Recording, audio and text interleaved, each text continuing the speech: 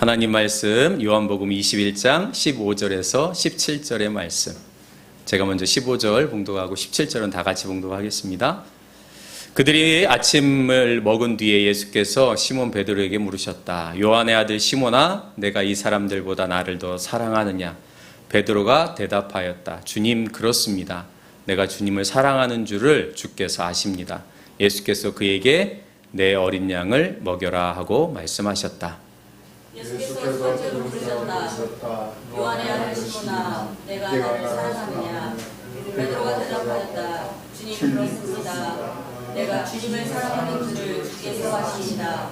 예수께서 그에게 말씀하셨다. 내 양을 쳐라.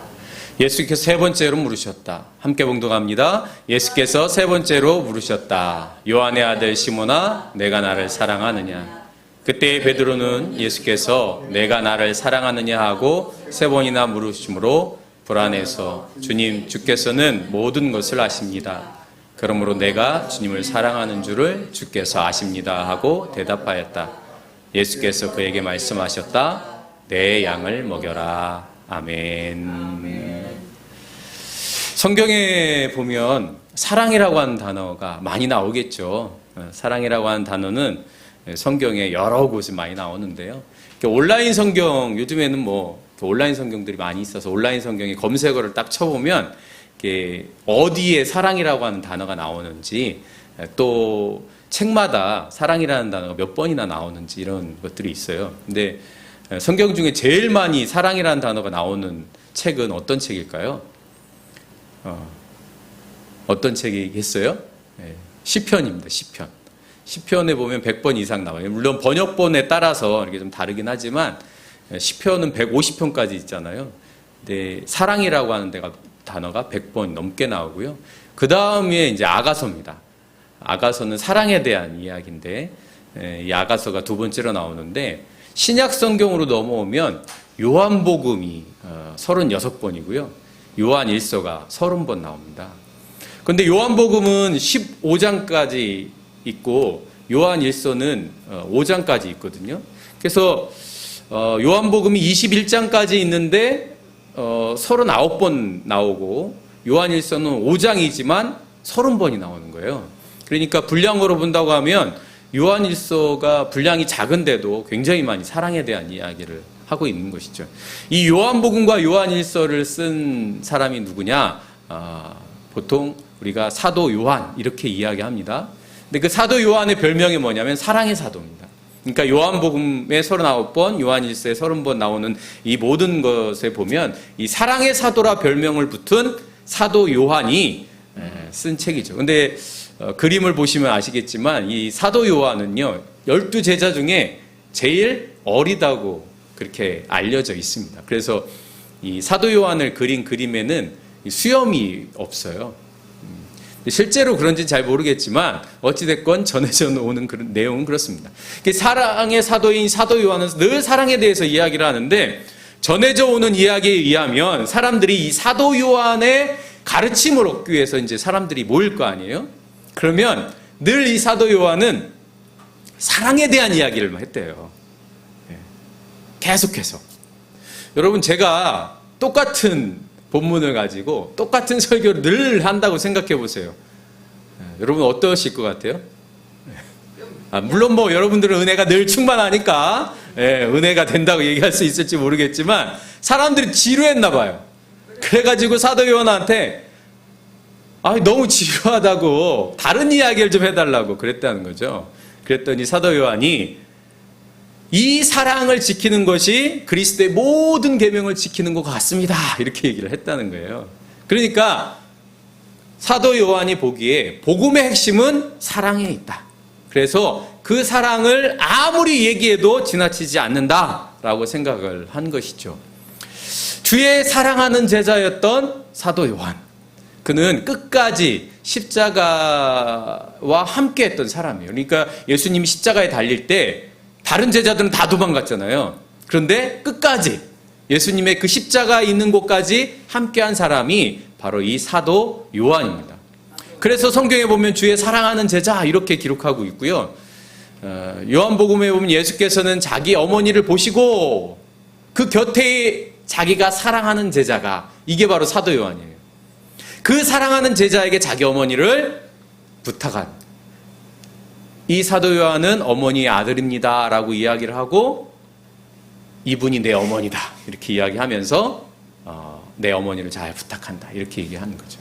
그게 바로 이 사도 요한입니다. 근데 이 사도 요한은 원래 그 세베대의 두 아들 야고보와 요한 이렇게 표현하잖아요. 이 세베대의 두 아들 야고보와 요한의 그 요한입니다. 여러분, 세베대의 두 아들 하면 생각나는 사건이 있잖아요.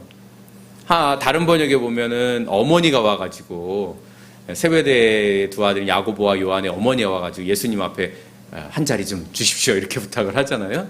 근데 다른 거에 보면 야고보와 요한이 직접 얘기합니다. 그런 측면에서 보면 요한도 좀 출세나 또 성공 이런 것들을 바라고 예수님 앞에 오지 않았나 이렇게 또 추측을 할 수 있는 거죠.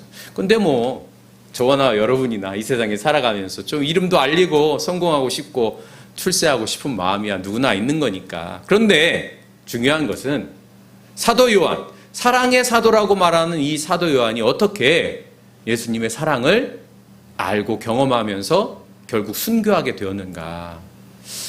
요한일서에 보면 그가 이렇게 고백합니다. 우리 같이 한번 읽어볼까요? 시작. 그리스도께서는 우리를 위하여 자기의 목숨을 버리셨습니다. 이것으로 우리가 사랑을 알게 되었습니다. 그러므로 우리도 형제자매를 위하여 목숨을 버리는 것이 마땅합니다. 아멘. 사도 요한이 고백하기에 내가 사랑을 알게 된 것은 무엇 때문이냐? 내가 똑똑해서 아니면 내가 뭔가 뛰어나서가 아니라 예수 그리스도께서 죽으심으로 우리를 위하여 목숨을 버리셨기 때문에 우리가 사랑을 알았다는 거예요. 여러분, 우리가 불완전한 존재로 이 세상에 살아가면서 사실 사랑하고 싶죠. 아마 우리 이 동네 집사님 사랑이라는 말만 들어도 가슴이 뛰실 것 같아, 아직도. 그렇죠? 네, 그래요. 사랑이라는 말이 우리의 가슴을 설레게 하고 또 사랑이라는 감정이 또 우리에게 힘을 얻기도 합니다. 그러나 때로는 사랑 때문에 낙심하기도 하고 절망하기도 하고 어려움 당하기도 하는 것이 바로 우리들이죠. 우리의 사랑이 온전해질 수 있느냐, 온전한 사랑을 하느냐. 우리가 사랑을 아는 것과 온전한 사랑을 하는 것은 굉장히 다른 것이 있죠. 아마 사도 요한도 내가 예수님을 사랑한다라고 고백하면서 예수님을 따랐지만 불쑥불쑥 내 안에 튀어나오는 이 욕망과 욕심, 그리고 내가 사랑한 것이 정말 사랑했느냐 라고 하는 것에 의심을 가질 수밖에 없지 않았을까.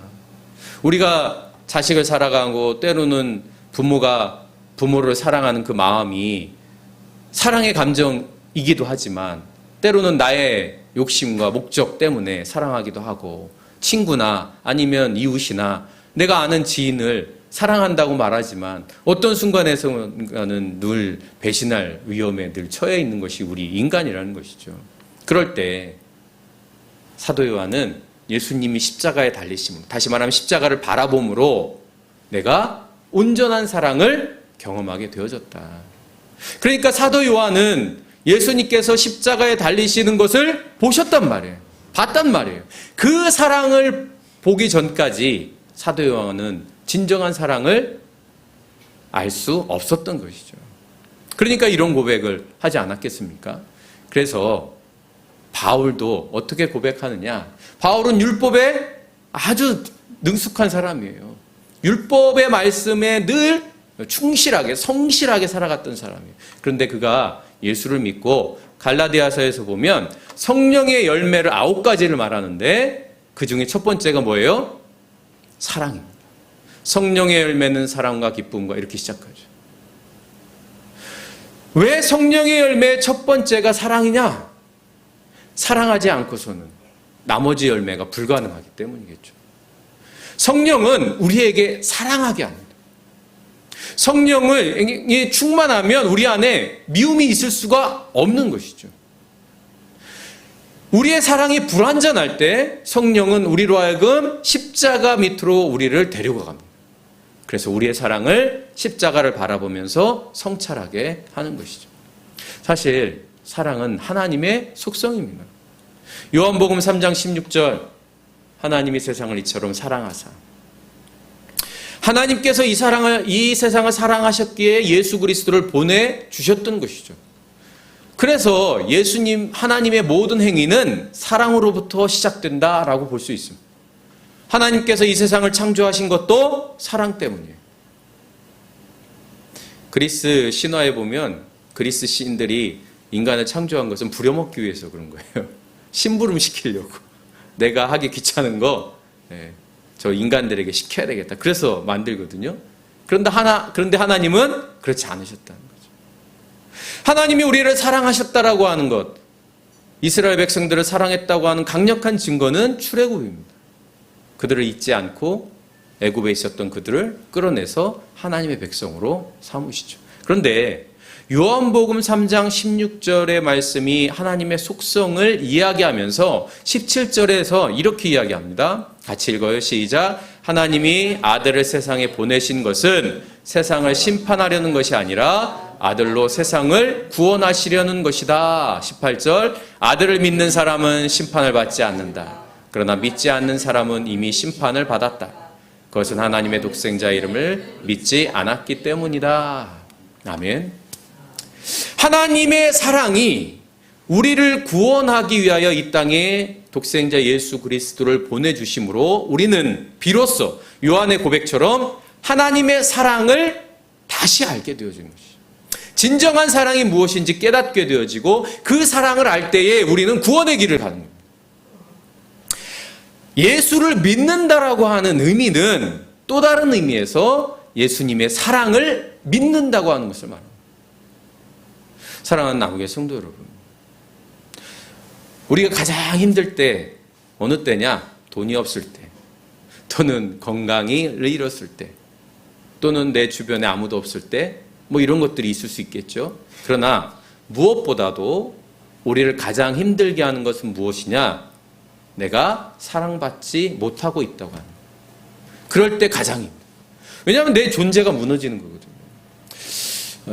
돈이 없거나 또는 뭐 세상으로부터 멸시를 받거나 또는 건강을 잃었을 때에 내 안의 근본적인 마음, 그 안의 마음은 사실 그런 것들을 잃었기 때문이 아니라 그런 것을 잃음으로 내 존재에 대한 가치를 잃었다고 믿기 때문이에요.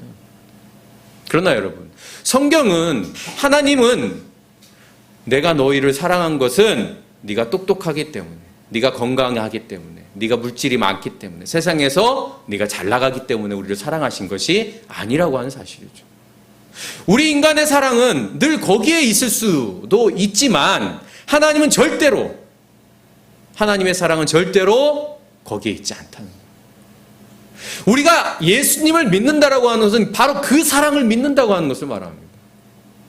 우리가 예수님을 믿음에도 불구하고 우리가 세상에서 여러 가지 어려움 당할 때 내가 사랑받지 못하고 있다라고 느낀다면 그것은 예수님의 사랑을 믿지 않는 것과 마찬가지예요.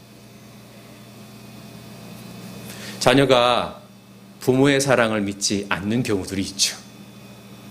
그렇죠? 그것이 바로 잃어버린 아들에 대한 비유입니다. 아들은 아버지의 사랑을 믿지 않았습니다. 그러니까 아버지 이것은 얼른 빼가지고 먼 곳에 가서 그냥 다 써버렸죠.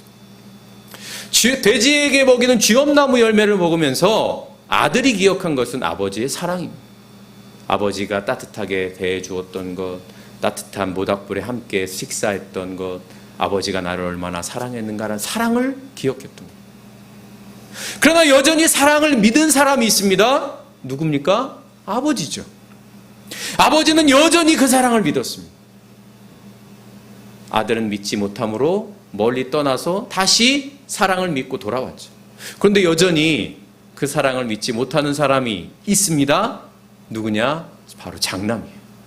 저기 희미하게 보이는 아들, 장남. 그는 늘 아버지 사랑 안에 머물러 있음에도 불구하고 그 사랑을 믿지 못했어요. 그래서 아버지가 둘째 아들에게 해주는 것을 시기하기 시작합니다.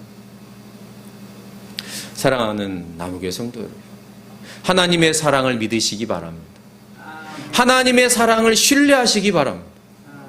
우리가 이 세상에 살면서 여러 가지 어려움을 겪을 때에 그 사랑을 신뢰함으로 우리는 다시 일어설 수 있습니다. 그 사랑을 신뢰할 때 우리는 우리의 존재를 다시 회복할 수 있습니다. 그 사랑을 확신했지만 그 확신이 잘못된 것을 경험한 사람이 바로 베드로였던 거죠. 베드로는 예수님을 3번이나 부인했습니다. 그런데 예수님께서 제자들을 모아놓고 너희들 중에 한 사람은 나를 배신할 거야 라고 얘기했을 때 베드로가 어떻게 말합니까? 다른 제자들은 다 저는 아니지요 라고 얘기하는데 베드로는요, 저는 절대로 그러지 않습니다. 나는 감옥에도 가고 죽는 자리에도 주님과 함께 하겠습니다. 네. 베드로는 예수님을 사랑한다고 생각했습니다. 확신했습니다. 그래서 예수님과 함께 감옥에도 가고 죽는 자리에도 내가 그곳에 함께 예수님과 있겠습니다. 나 그만큼 예수님 사랑합니다. 난 절대 배신하지 않습니다. 그런데 자기의 사랑의 정체가 다 드러나는 거죠. 막상 죽을 자리에 가니까 예수님을 3번이나 부인하게 되죠. 우리의 사랑이 얼마나 허약한지, 우리의 사랑의 정체가 그냥 사랑이라고 하는 말로 포장되어져 있는지 바울은 너무나 잘 알았습니다. 고린도전서 13장 3절에 보면 내가 모든 재산을 나누어 줄지라도 자랑스러운 일을 하려고 내 몸을 넘겨줄지라도 내게 사랑이 없으면 내게는 아무런 유익이 없습니다. 내 모든 재산을 내어주고 내가 자랑스러운 일을 하려고 내 몸을 불사른다 할지라도 의를 위해서 또 다른 일을 위해서 선한 일을 위해서 내가 막 불사른다 할지라도 내 목숨을 내던진다 할지라도 내 안에 사랑이 없으면 아무런 유익이 없다. 많은 사람들이 이 나라의 독립을 위해서 싸우고 자유를 위해서 정의를 위해서 민주주의를 위해서 죽어갔죠. 우리는 그 위에 서 있는 겁니다. 그래서 한강 작가의 말처럼 과거가 현재를 구원하는 그런 것을 우리는 경험을 하죠. 그런데 우리 안에 사랑이 없을 수 있다는 겁니다. 세베대의 2 아들 야고보와 요한처럼 자리 때문에 내가 이것을 통해서 이익을 얻으려고 그렇게 몸을 불사르기도 재산을 다 던지기도 할 수 있다는 거죠. 그런 사람들은 그 일 이후에 자기에게 뭔가 주어지지 않으면 금방 변절합니다. 우리는 역사적으로 그런 사람을 수도 없이 봅니다. 자기에게 이익이 닥치지 않았을 때 언제 그랬냐는 듯이 함께 일한 사람들의 등에 칼을 꽂는다든지 배신을 하고 또는 밀고를 하고 그 안에 사랑이 없기 때문이죠. 사랑이 온전할 때 우리는 십자가를 향하여 걸어갈 수 있습니다. 오늘 예수님께서 베드로에게 묻습니다. 내가 나를 사랑하느냐? 이 질문은 베드로에게만 하는 질문은 아니죠. 오늘 예수 그리스도를 쫓아가기 위하여 십자가를 향하여 가는 우리 모두에게 질문하는 말씀일 겁니다. 우리가 정말 예수님을 사랑하는가? 우리가 그저 예수님으로부터 무언가를 얻으려고 예수님을 사랑하는 것은 아닌가? 뭔가 대가를 바라고 있는 것은 아닌가? 우리의 사랑이 온전한가라고 하는 것을 끊임없이 되새김질하게 합니다. 그러므로 우리의 사랑은 십자가 앞에 서야 합니다. 우리의 사랑이 온전한 사랑이 되기 위해서는, 우리의 사랑을 끊임없이 성찰하기 위해서는 우리의 사랑을 가지고 십자가 앞에 서야 하는 것이죠. 아마 예전 같았으면 베드로가 말했을 겁니다. 내가 나를 사랑하느냐? 아유 주님, 제가 얼마나 주님을 사랑하는데요. 그러나 부활하신 예수님을 만났을 때에 베드로는 그렇게 말하지 못했습니다. 내가 주님을 사랑하는지 내가 압니다가 아니라 주님이 아십니다. 주님께서 아십니다. 우리는 우리의 사랑이 십자가 앞에 섰을 때 우리의 사랑이 얼마나 초라한지 경험하게 되죠. 우리의 사랑이 너무나 초라해서 하나님 앞에 부끄럽게 생각이 들죠. 그러나 그 부끄러움이, 그 성찰이 우리의 사랑을 점점점 온전하게 만들어가는 것이죠. 사랑하는 남우교회 성도 여러분, 내가 자녀를, 내가 부모를, 내가 이웃을, 내가 친구를, 때로는 내가 사랑하는 이들을 정말로 사랑하는가? 십자가 앞에 서실 수 있기를 바랍니다. 아멘. 그럴 때 우리는 주님의 음성을 듣습니다. 내 양을 먹이라. 여러분, 양을 먹인다고 하는 일이 어떤 일일까요? 양을 키운다는 일이 어떤 일일까요? 여러분, 아무리 큰 나무가 시들어 있어도 여러분 옆에 이렇게 가다 보면 그냥 지나칩니다. 그런데 여러분이 키우는 아주 작은 화분에 있는 나무를 보면 시들어 있으면 어떻게 해요? 물을 줍니다. 내가 키우는 나무, 내가 기르는 나무, 그 나무가 시들고 아파하고 잎이 떨어지면 안타까워 하는 것이죠. 그런데 그러기 위해서 우리가 해야 될 일이 있습니다. 우리가 사랑한다라고 하는 것은 양을 먹이는 것과 같다는 거죠. 그 일은 어떤 일이냐? 끊임없는 반복의 역사입니다. 여러분, 아이를 키운다는 게 어떤 일입니까? 똑같은 일을 수도 없이 해야 되는 일입니다. 사랑하는 일을 잘 생각해 보면 반복적인 일이에요. 그런데 우리 마음속에 사랑하는 마음이 점점 흐릿해지면 그 반복되는 일이 어떻게 됩니까? 지루하게 느껴집니다. 귀찮게 느껴집니다. 저도 요즘에 그런 걸 많이 경험하게 됩니다. 내가 사랑한다고 생각하지만 반복적으로 자꾸 얘기하게 되면 마음속에 짜증이 점점 올라와요. 그런데 사랑의 속성은 뭐냐? 반복입니다. 끊임없이 반복하는 겁니다. 아이들을 먹이고 씻기고 또 옷을 갈아입히고 끊임없이 반복하지 않으면 할 수 없는 일이 내 양을 먹이는 겁니다. 양을 위해서 먹을 것도 줘야 하고 또 일이나 늑대에게 보호도 해줘야 되고. 여러분, 농사라고 하는 일을 생각해 보세요. 계속되는 반복된 일, 똑같은 일. 그런 곳에서 우리는 어떻게 기쁨을 누릴 수 있을까? 어떻게 그것을 통해서 우리의 풍성함을 느낄 수 있을까? 우리는 그 풍성함을 느낄 때에 우리의 사랑이 온전해진 것을 경험하게 됩니다. 에릭 프롬이라고 하는 유명한 사람이 있죠. 소유냐 존재냐라고 하는 책을 썼는데 그의 유명한 책 중에 하나가 바로 사랑의 기술입니다. 에릭 프롬 우리에게 묻습니다. 사랑은 감정인가 기술인가? 사랑은 감정이 아니라고 말합니다. 우리는 사랑의 감정에 속습니다. 그러나 사랑은 기술이라는 거예요. 만약에 사랑의 기술이라면 우리는 그 기술을 갈고 닦고 노력하고 연습해야 된다는 거예요. 갈고 닦고 연습한다는 것이 무슨 말이에요? 끊임없이 반복하는 일입니다. 여러분, 기술이라고 하는 게 뭐예요? 계속해서 반복합니다. 익숙해질 때까지, 능숙해질 때까지 반복되어지는 일이라는 거예요. 그러면서 이렇게 말합니다. 우리 같이 한번 읽어볼까요? 시작. 누군가를 사랑하는 것은 단순히 강렬한 감정만이 아닌 결의이자 판단이고 약속이다. 사랑하는 남우교회 성도 여러분, 사랑은 불타오르는 감정만 있는 것은 아닙니다. 우리가 사랑한다는 것은 결의가 있어야 됩니다. 결의, 결단.